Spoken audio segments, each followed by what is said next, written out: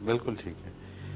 محمد اویس ہیں لالا موسیٰ سے، یہ کہتے ہیں کہ میں جب بھی دوستوں کو مسجد میں دنیاوی گفتگو کرنے سے منع کرتا ہوں تو وہ جواباً کہتے ہیں کہ حضور صلی اللہ علیہ وسلم کے عہد میں تمام دینی و دنیاوی معاملات مسجد میں ہی طے کیے جاتے تھے.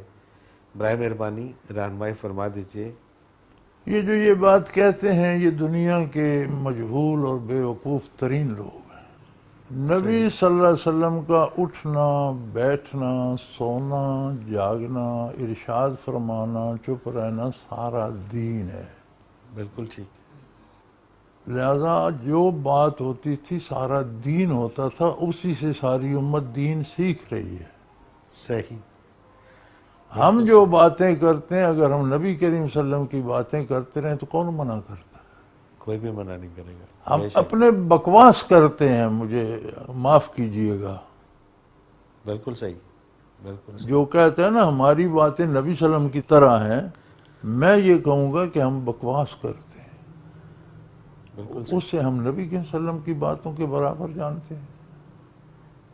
ممکن نہیں ہے، سوال ہی پیدا نہیں. نبی کریم صلی اللہ علیہ وسلم اگر دنیا کی بات بھی کرتے تھے تو وہ دین ہوتا دین تھا. ہوتا تھا. بالکل ٹھیک بات.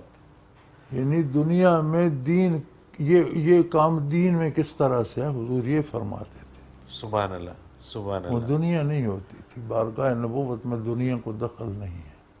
صحیح.